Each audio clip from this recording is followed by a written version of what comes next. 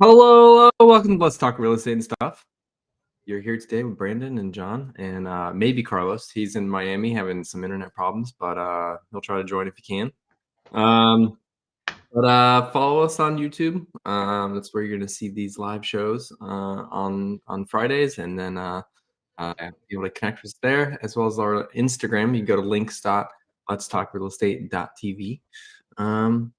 But yeah. Let's get into it. You're not in your usual location there, Papa P. Traveling I'm the not. I'm not wearing my usual black T-shirt. I'm not doing anything usual. We traversed the East Coast from Florida, went to Georgia, stopped at a mobile home park we're under contract in, um, and drove all the way up to PA. It How was long such. is Georgia to PA? So we definitely went 100 miles out of our way to go the route of the mobile home park so the Okay. family could see what we're buying. It was not necessarily in, it was on the way. I mean, we were going north, but I went 98 miles out of my direction to show them that and to stop at Buc-ee's. Oh my So gosh, Buc-ee's. that was well worth it. Can't You you know, do that John, going up the coast? I mean, I you guess. can, it's the timing of it. Those Buc-ee's are not far enough into the trip. Okay. This Yeah. Bucky's was perfect. 11 o'clock or 10:30, we were there. They were serving lunch. Got us some brisket sandwiches. Filled up Mm-hmm. on gas. Hung out. Walked the dogs. But so this RV thing. So I find it interesting bringing it back to real estate because we just bought and closed on successfully our second park. Uh, Nice. Congrats. 68 units, 52 mobile, 16 RV. Up until this trip, I have known nothing about RVs. Mm-hmm. Uh, Nothing at all. Never been in one, never hooked up at one, but I bought myself a park. So we stayed in an RV park in North Carolina up in the mountains off of Lake Norman. Mountains, whatever, the whole state's mountains. Yeah. But Oh. and hooking up, like I really saw, it was only one night, but I really see like what makes a nice site. Like you're looking at them, I'm hooking into this stuff, got to Oh, so hook you in. didn't stay at your park. You kept going? Like you just We dropped did in not. for We his. did not go to Arkansas. No, Okay. we did not stay in Georgia. We kept going to North Carolina. Okay. Stopped there and stayed at a park to camp. And you had to hook up the water, the Mm-hmm. electric.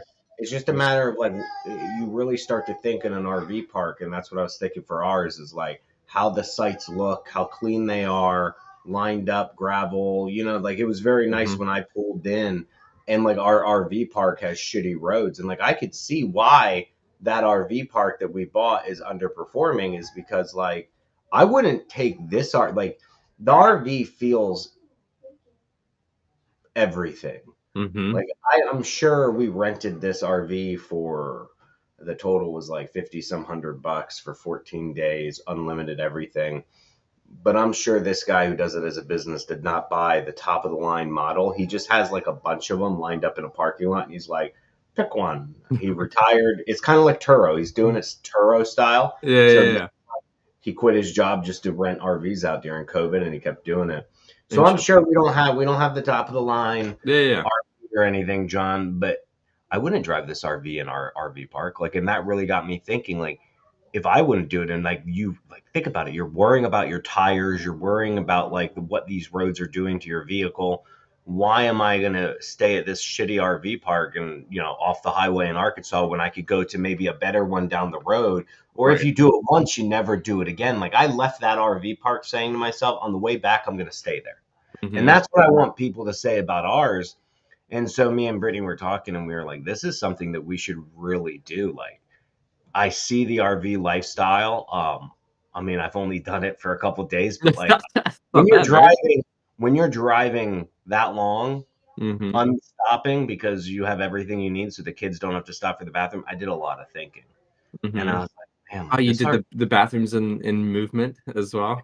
yeah, we had the water pump going. We got unlimited generator miles, so we could run the generator while driving to get the water pump going.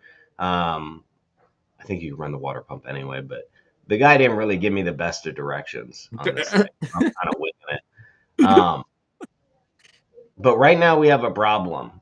To step aside, we can talk about the RV park that I bought if you want, but um, right now this dude did not really give us instructions, nor The knows RV what dude. the RV dude. Mm-hmm. below freezing up here. Lines will freeze. I'm Oh. plugged into a campsite. So now my responsibility is to make sure his lines don't burst while I'm parked at our house up here. Mm-hmm. So I now am trying to find a 30 amp to 110 converter with an extended Oh no. So plug-in, that you could run the heater inside. run the heater inside and drip the water so Mm-hmm. that way it doesn't fucking freeze and burst and then I'm Did getting he not ask where charged. you were going? He did, and he didn't know what to do. And he's like, well, just empty the tanks. And I'm like, so you want me to just empty the tanks and that's it? And then what, fill them back up every time? I mean, how do I know there's not going to still be water in the lines? He's like, yeah, I don't really know what to do. And I was like, well, in our mobile homes, so what we do in our mobile homes, because they're generally the same, but we have skirting, is if you have skirting underneath, it helps with the insulation, but the Mm-hmm. pipes are exposed. So we have to text everybody in the parks you have a group text, and you're like, leave your water dripping tonight.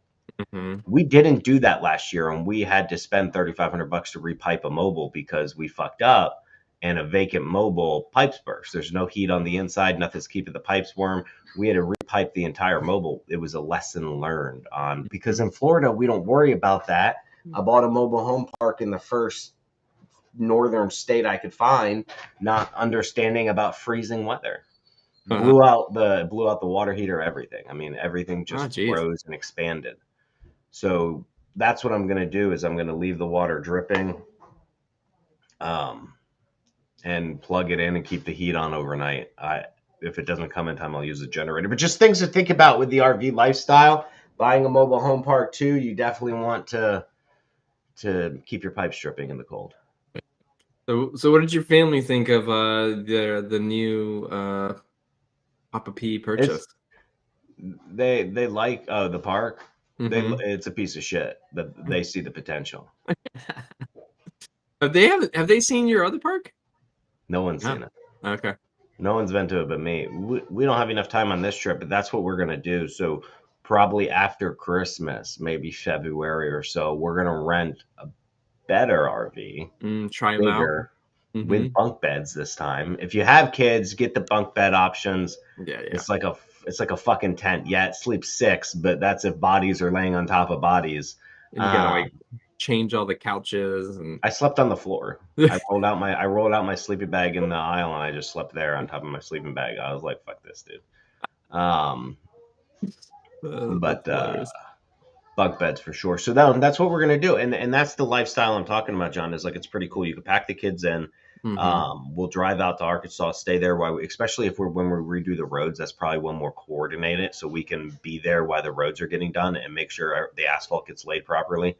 Um, Something like that. So Just like I you dig just need to this lifestyle. install an RV hookup at every one of your parks so you can just keep driving around to them.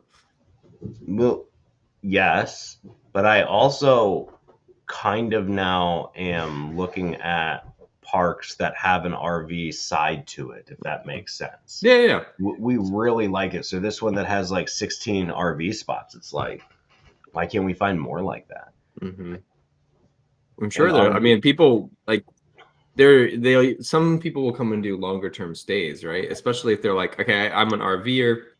I can't get long term stays at like a KOA or whatever it is, because those are like about people continually yeah. moving. But if it's like, hey, I want to find a place that I can stay for a month, that's some good little side That business. and that's kind of what ours is. It's long term construction, guys. And so there's this whole lifestyle to RVing that I don't think people understand. That I've realized as I've started calling on park owners, a lot of guys are switching their parks pads over to RVs. One, flooding is an issue for mobile homes, but not so much for RVs because you can move them out.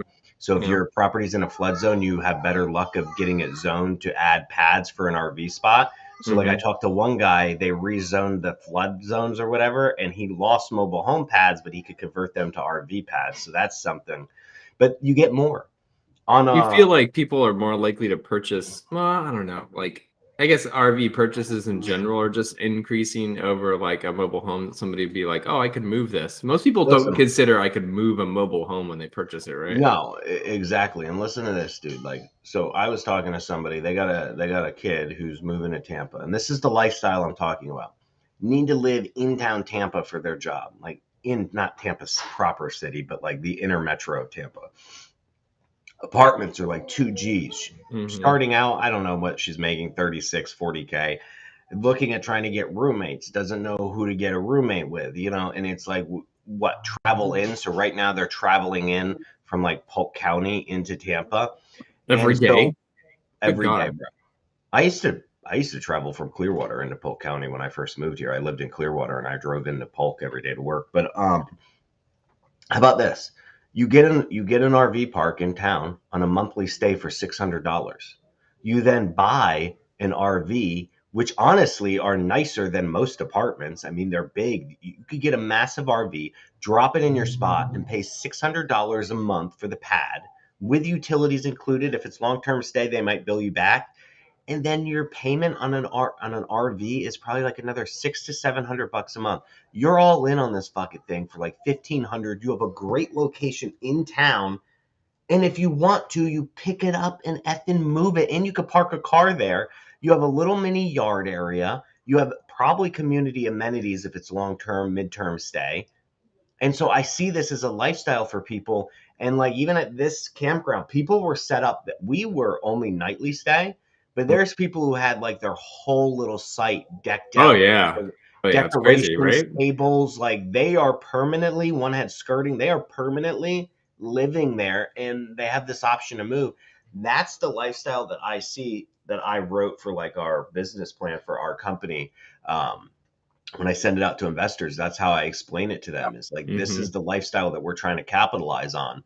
Mobile home parks is one of them, but the transient aspect of the park itself is the way I think the world is going right now. So think Yeah. about that, John. How much did you pay in rent when you were 19, 20 years old?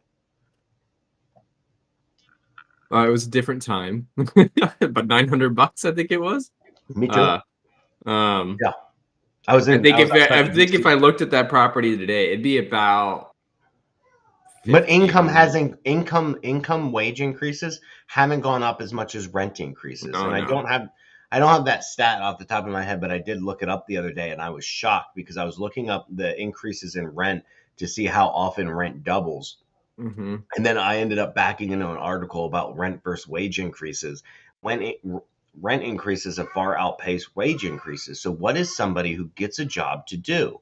I wish more young people knew about RVs because think about it. It is a great lifestyle for a 22-year-old Oh yeah. boy, girl, whatever.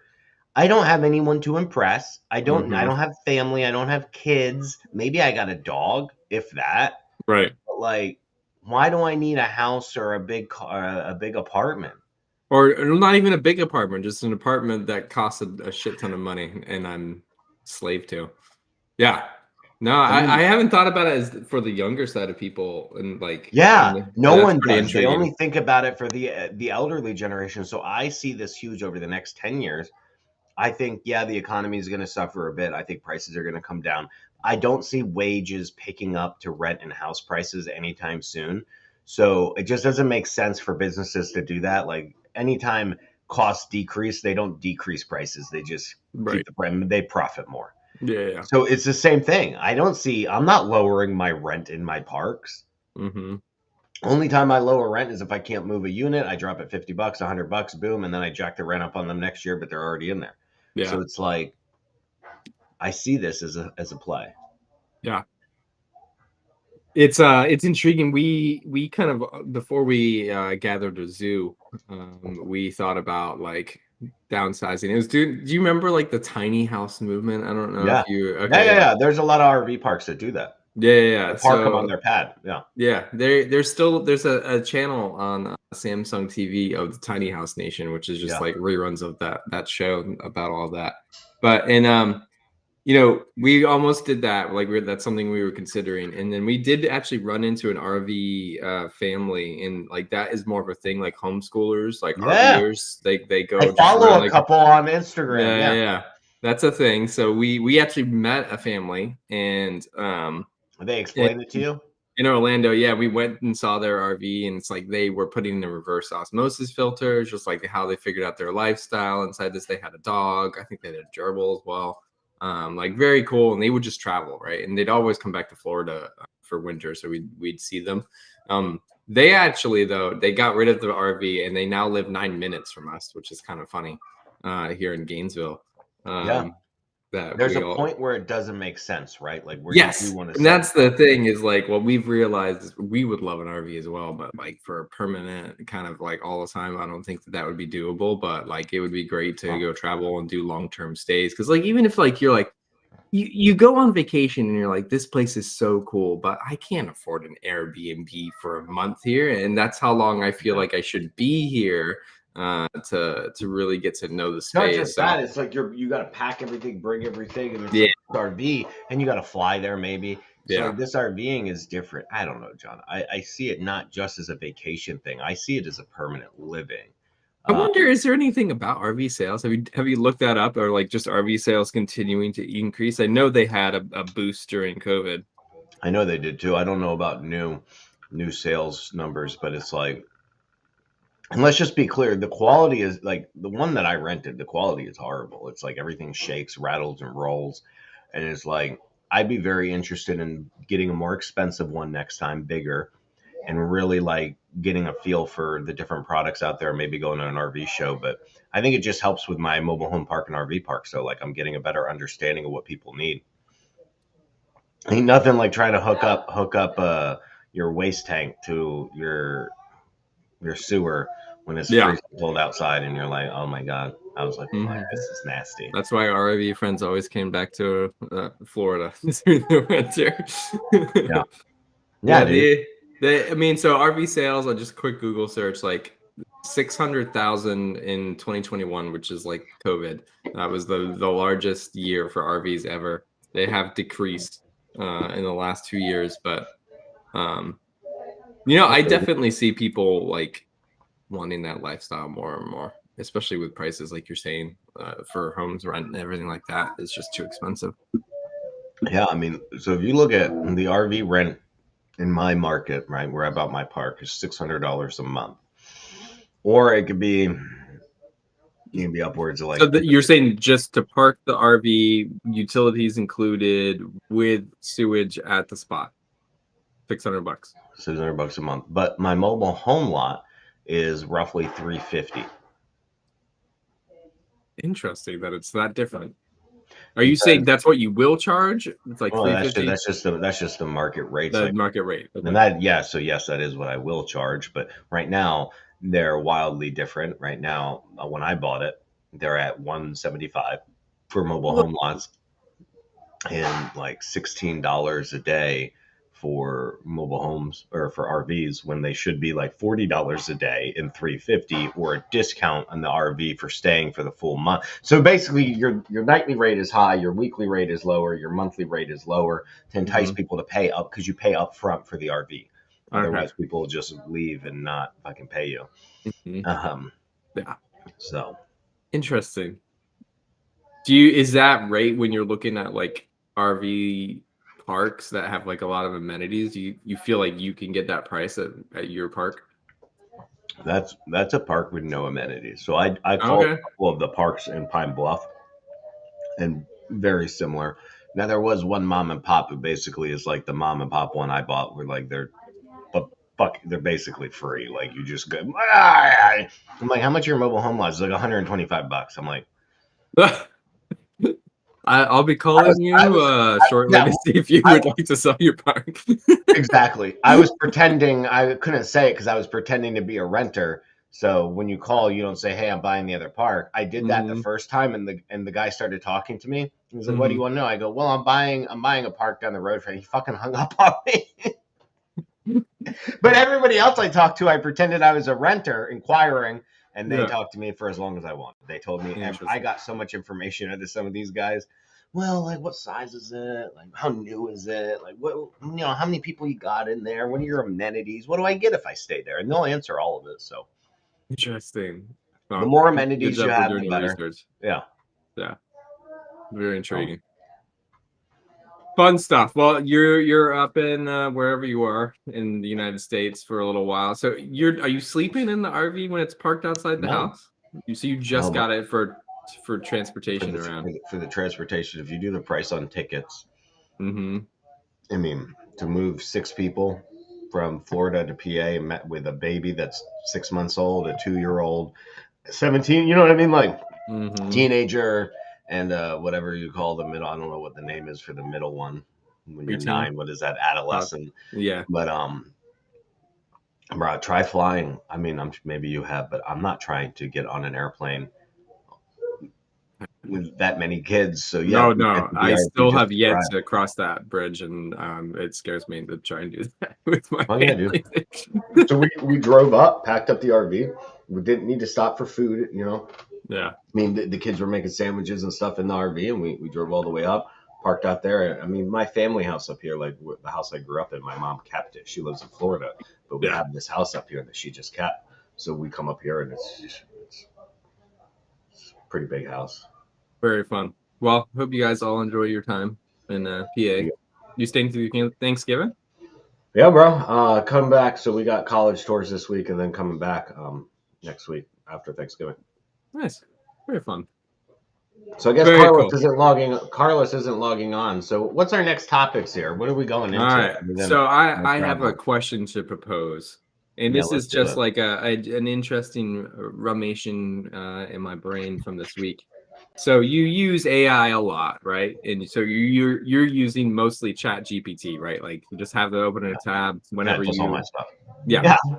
Okay. So, I saw some feedback this week from a customer about AI, and they're saying, hey, it looks like they're basically not happy with the direction of our AI features. They're saying, that their thought process was that they can do all of this inside of Chat GPT. So why would they pay over here inside the product, the Investor Fuse product, to have AI in the What is product it? when they can just do it over there? And so like it was kind of strange, and it basically, what it struck me as is like a very tech adopter person, right? Like I'm just like I've been using AI for a year. Like I know that what you're charging me for over here, I can get for free inside Chat GPT What is myself. I it? What is it that they're trying to do? just it's rewriting text. Hmm.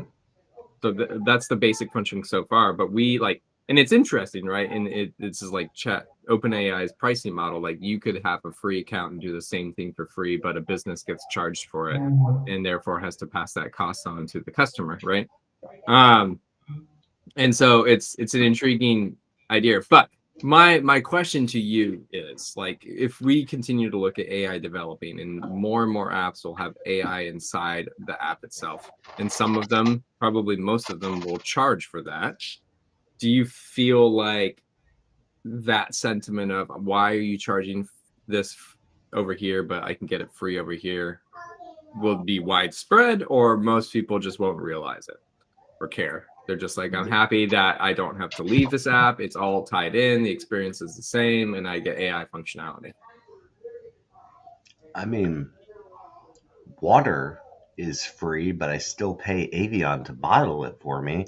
But if you go to a guy who lives next to a spring and is a bushmaster and knows how to bottle and purify his own water, yeah, he's going to go to the bottling company. I live by a spring. Why am I going to pay you for the same water that I can get? There is a very unique subset of a demographic that becomes not your customer, but the entire world of business is built on free things or cheaper things being repackaged and Mm-hmm. charged higher to a consumer for laziness. Somebody Mm-hmm. once told me that if you could find a way to make somebody be even lazier, you will become a rich person. And he said, the majority of products are made upon people having laziness or being Mm-hmm. lazy. Think about it. Hamburger Helper, mac and cheese. Not like you can't make it yourself. You buy the prepackaged version. Chopped up pineapple instead of real, A regular regular pineapple. pineapple. Yeah. And the list goes on, dude. Um, so I don't think I would worry about it. I think I people wasn't also. worried about it. Like in my mind, like, oh, this is an early tech adopter. And like we had the same problems when we introduced, the first InvestView system on Podio. People were like, well, I built my own. Like, why would I pay for yours? If you Kind of made deal. my life easier, and I don't know, I mean, what are you charging for? Is it just part of the plan? We haven't started charging for it yet. So I'm still trying to figure that out. I don't know if I need to like say like make it a whole new add-on and it's like pay another $15 a month and you get I all the wouldn't do AI that then. features. Or I I mean, include again, it in the base plan. yeah, if it was included in my plan, I'm like, cool, but you make my life easier and I don't have to go to ChatGPT or have my VAs go to ChatGPT and it just does it automatically for me, then that makes my life easier. And if I feel like that cost is representative of how easy my life is, I will pay it. Hmm. Um, and then I'll also look at what it's going to be too. Right.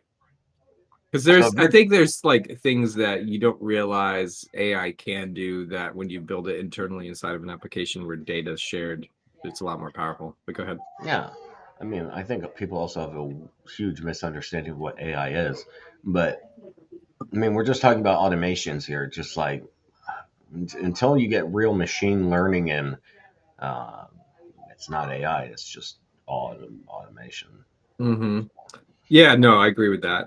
So I don't know if you heard any of the AI stuff. So OpenAI held its first like Yeah, conference thing, like all other big tech companies do about what they're releasing.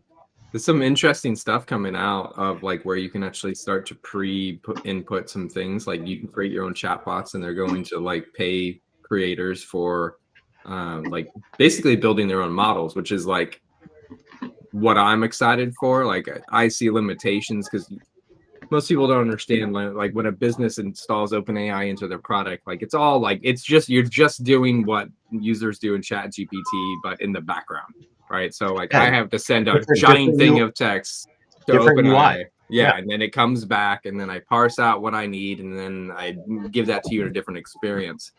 But I always have to send the information to ChatGPT. So what the interesting concept is like when you can pre-create a model, and that model has pre-information installed.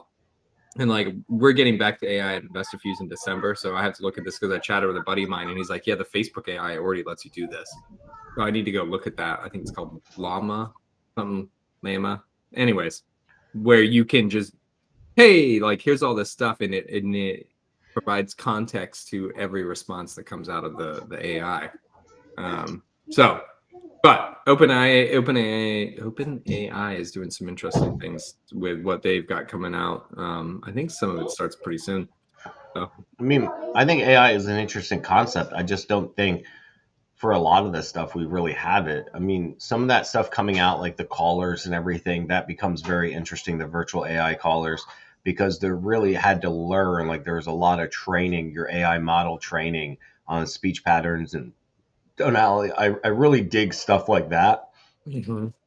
But like the automation side of stuff, I mean, yes, it makes my life easy. Yes, I use Chat GPT to write my ads. I mean, I used it to create my logos, my slogans, my Mhm. brand, like everything versus me sitting there coming up with it myself. So it does provide easy, but I also understand that the company that I go to is simply bouncing off of Chat GPT itself and Right. one of the ones Picasso or one of those virtual art Dolly. AIs. Dolly, Yeah, yeah. Dolly.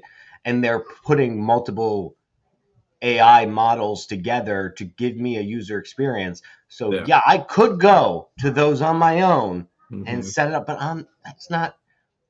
Maybe younger Brandon would do that, but I'm Right. trying to run a business that's not an AI Speed. business. Yeah. And I'd rather pay you to do that for me than to try to be. I mean, again, younger Brandon would have said, I could just do this myself over here. Let me get an account and do it. And I would have done it. It would have Hmm. taken me longer. It probably wouldn't have come out as good. And I probably wouldn't have finished it. It would have been half assed. Oh man. But I also like this whole AI thing. Like, I agree, but I also think there's a place in this business for people who don't use AI.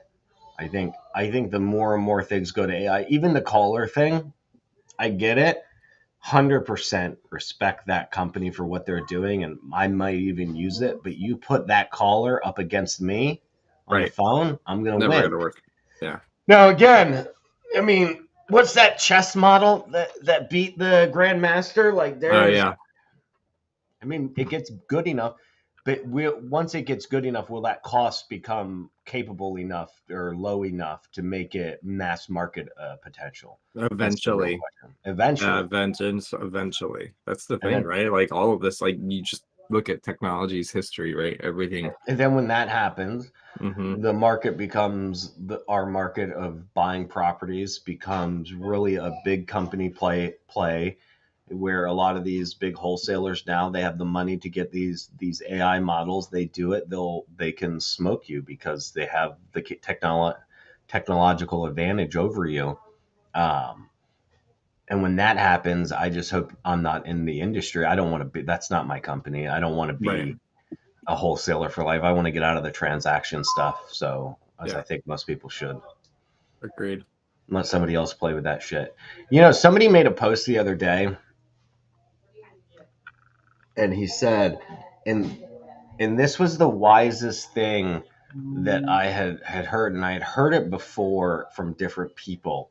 But he put it together, and he said, "Somebody who's making 100 million plus a year, one of my mentors told me this, and he wrote down three things, and it was subscription based. I'm trying to remember it. Subscription based models.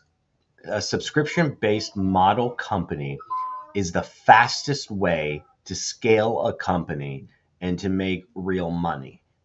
Selling business to business versus business to consumer is how real companies make real money or something like that. Is how you get up to like the 100 million plus companies. Hmm. And there was a third one that I cannot remember, but the first two are the one that I responded to him, and I'm like, bro, it took me over a decade of business experience to figure that out, Yeah. which is why I started the software company, and one of them you and I are doing with the database and stuff. But it's like it's 100%, 100% why I did it, because I realized business to consumer is the Oh worst yeah. business to be in. And I agree. And if anyone wants to argue with me, it's because you're probably just addicted to the business you're in and you like the grind. But Hmm. there's always going to be one or two companies who make $100 million doing business to consumer, and you can name the companies. Coca-Cola. Yeah, they're out there. You're going to have the giants, but consumers always have a problem spending money. Hmm. Businesses love to spend money because for a business they see I get spend $1, I get $10. A Hmm. consumer sees I spend $1, I get a soda or I get this, and well, okay, that's still I'm spending my money. I think I heard like I saw some kind of quote from a Shark Tank person. I don't know, remember which one it was, but he's like out over the 5 years that I've been doing Shark Tank and all the things that I've invested in, which the majority of those are B2C, right? I've broken even.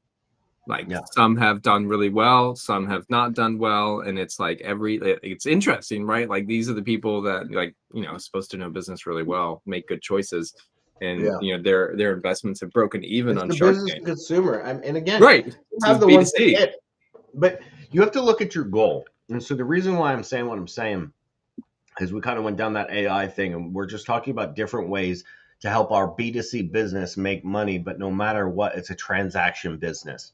Mhm. So rule number one that the guy said, and he was like a B2 or a subscription based model.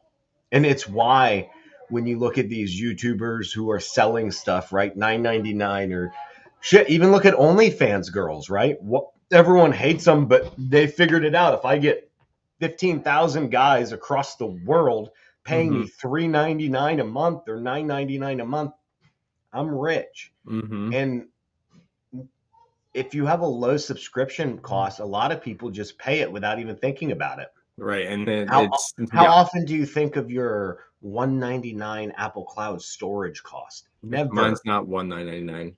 I think my Never. cheapest subscription is my Ring doorbell. That's like Yeah. 299 a month or something like that. But So that you you could go get back this and look at the idea. videos. Yeah. You get this idea though, right? And it's like Why would I 49.99. cancel that? It's so Why would cheap. I cancel that?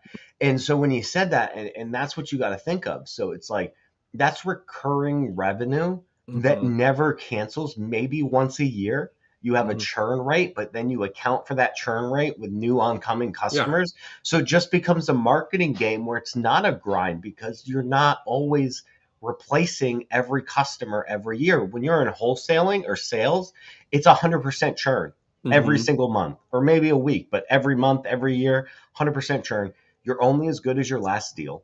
And Yep. then the next month you have to start over. Mhm. And that was something it took me forever to wrap my head around. And then when he said that the B2B versus B2C, and I was like, yeah, man, like that's because you could fight tooth and nail. Like the easiest sales are to the people with money. Right. The hardest And that sales, see value in, like, because you sell to a consumer, it's not like, oh, that they're gonna like you said it earlier, like, they're not gonna ta a consumer's not gonna take what you give them and make money with it, right? so take a look at this for our industry. You know who consumers are? The newbie. Sellers. Oh, okay. Sure. No. So the newbie wholesaler. Yeah, yeah. How hard is it for you to sell a newbie wholesaler on Uh, your software I stay versus I stay away from that. somebody who's making 100 grand a month that needs a CRM to scale their business even farther? So much harder. Right? So much Because if harder. I'm making 100 G's and John, I need a software and here's my pitch, I'm not going to be like, oh my God, John, that's $300 a month or $249 a month or whatever it is. I'm going to be like, okay, that's $250 a month. I make 100,000 a month. Like my margins are still good.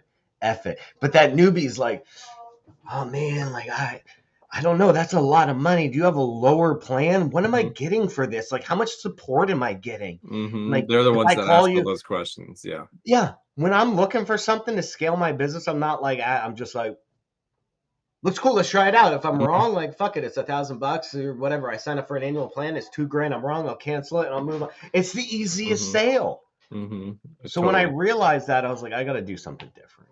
Mhm. So I thought that was an interesting post when he said that, and he himself got into a whole different industry too with recurring monthly cash flow. Recurring model what? You broke up there. Monthly cash flow, Oh, recurring okay, cash just flow monthly. monthly. Yeah, yeah, Yeah. yeah.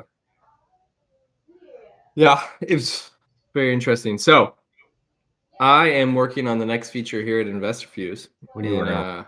we're working on our offers and contracts refactor. So, gonna bring in DocuSign natively, so nobody will have to sign up for FormStack and DocuSign. But also bringing in the feature that we discussed a long time ago, evaluations. So I'm curious. We haven't talked about it in a long time. Of what's your wish list in an evaluation section of the InvestorFuse app, so that you could type What in my a property and then run and say, okay, what's it creatively? What's it all cash? What's it whatever? What's your wish list for an area like that? Wow, dude.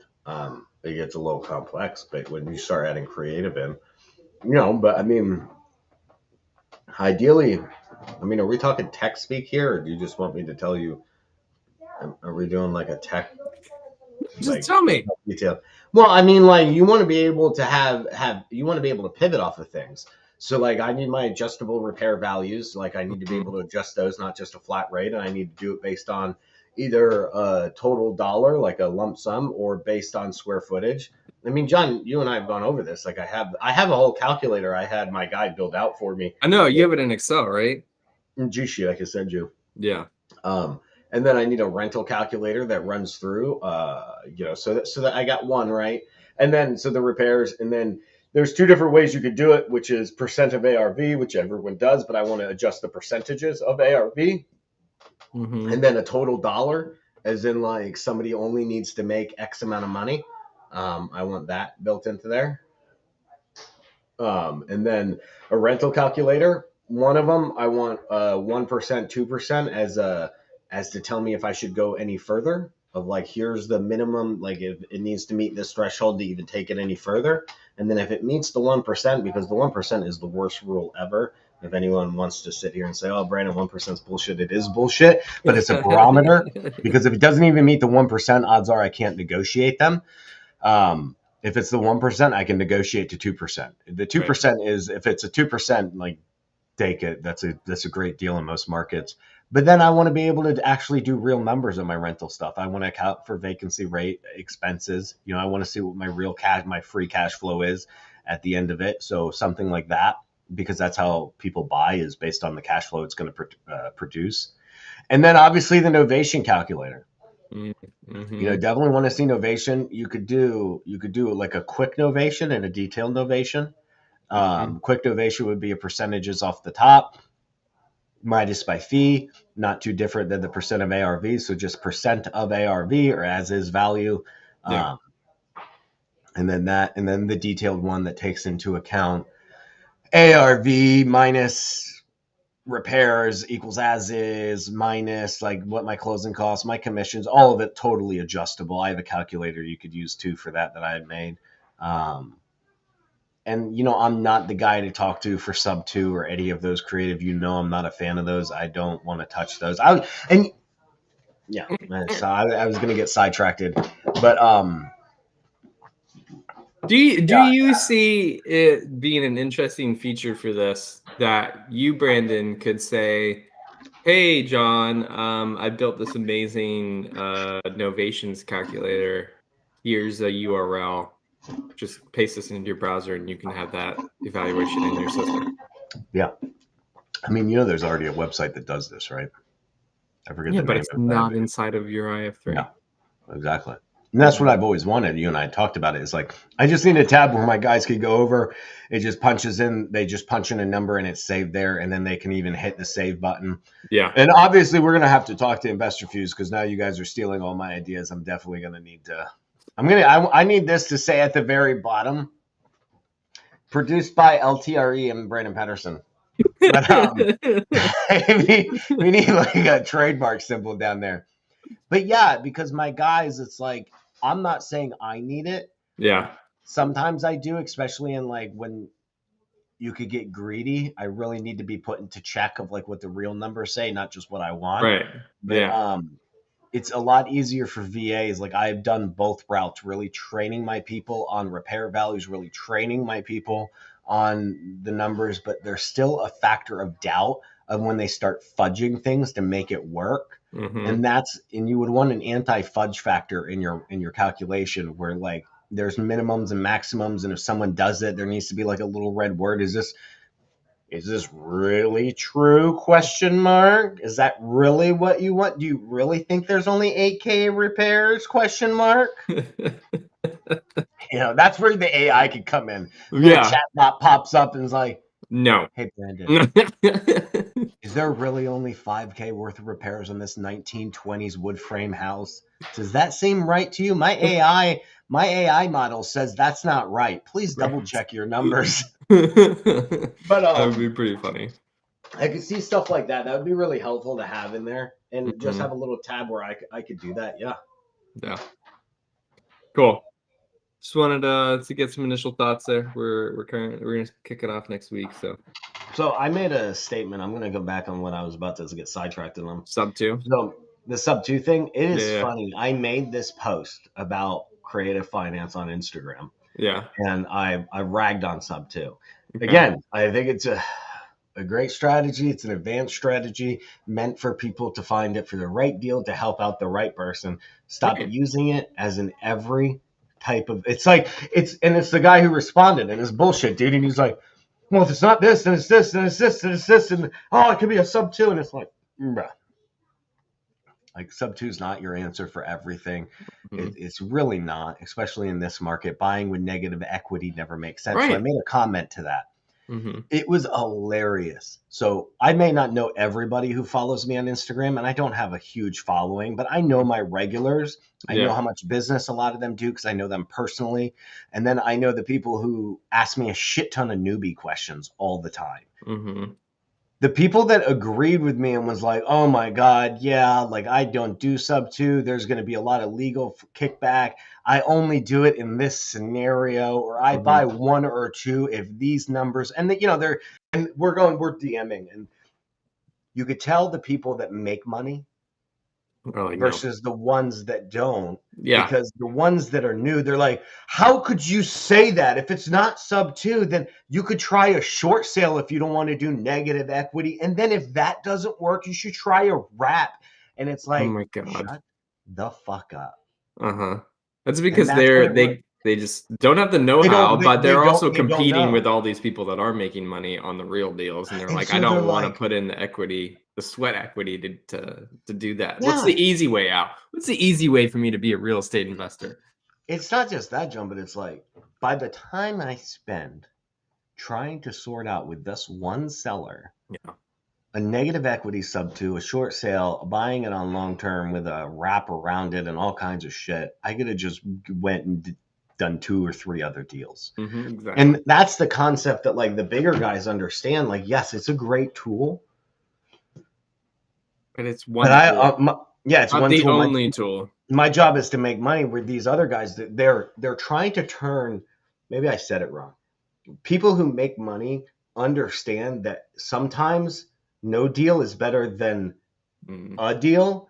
Yeah. And the people with no money who are just desperate try to make everything a deal.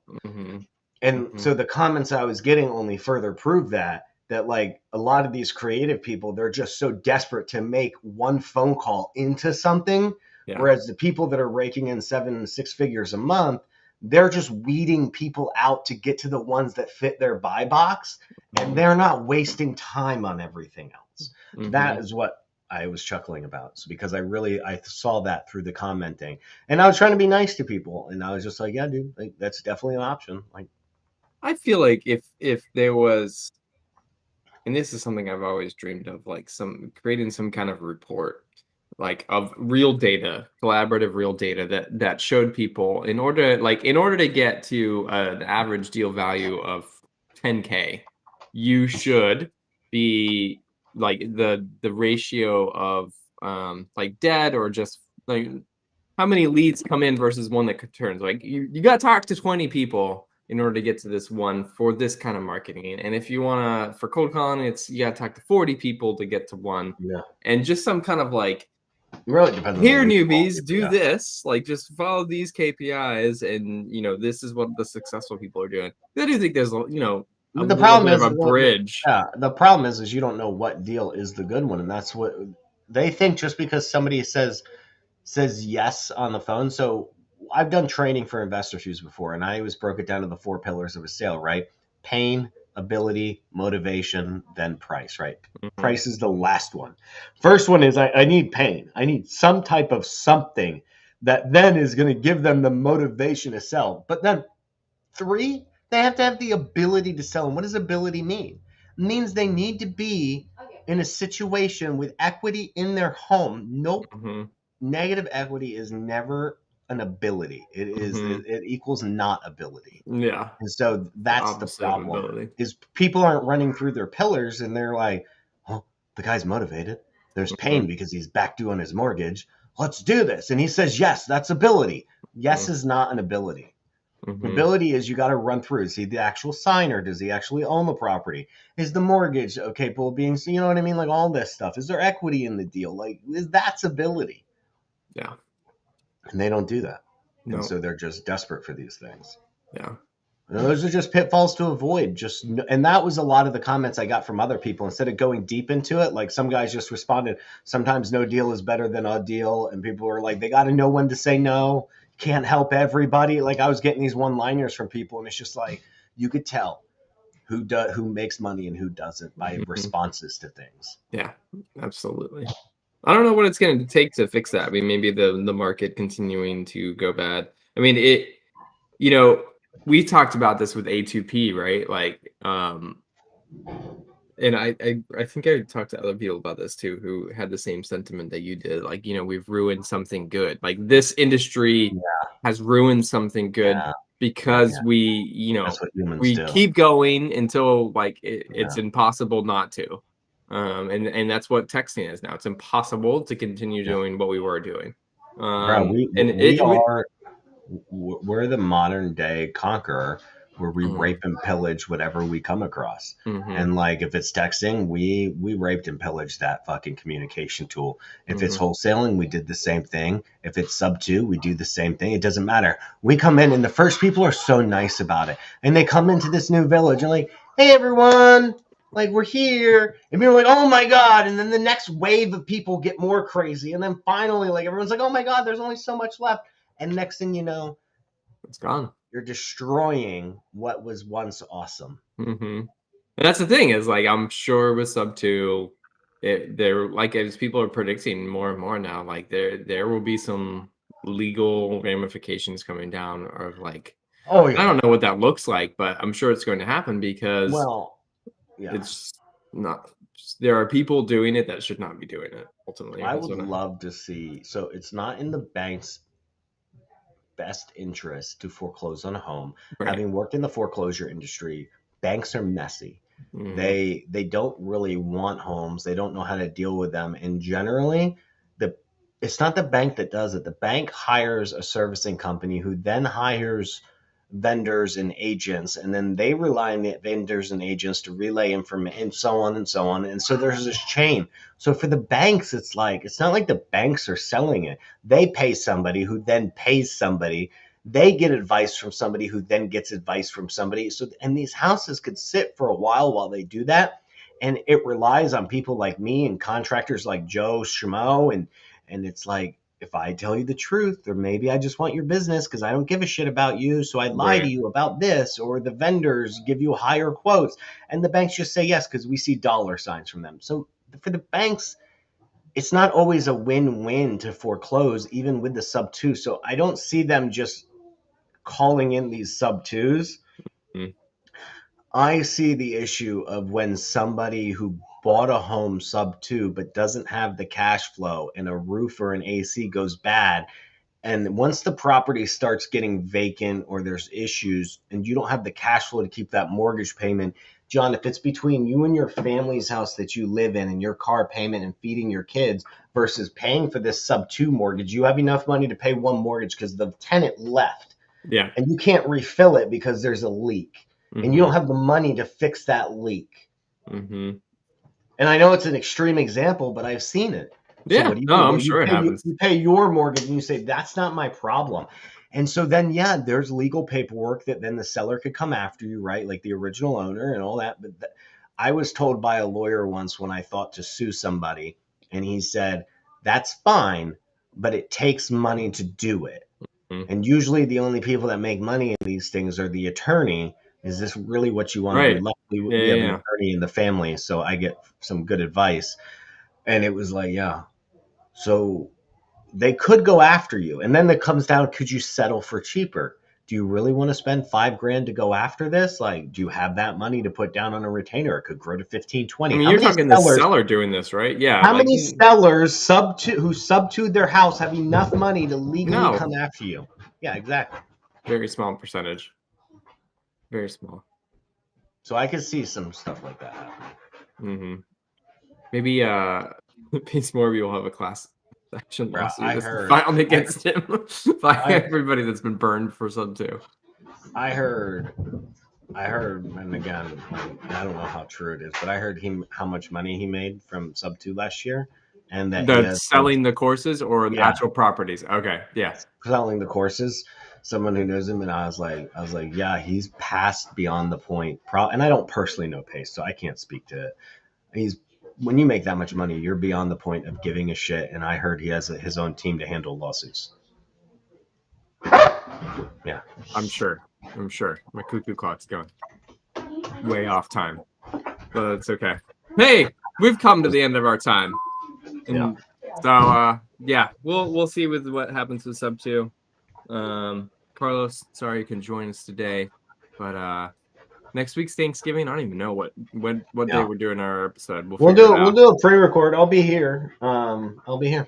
Cool. But anyway, I gotta get going, dude. I am heading up to Penn State for a college campus tour with my enjoy daughter.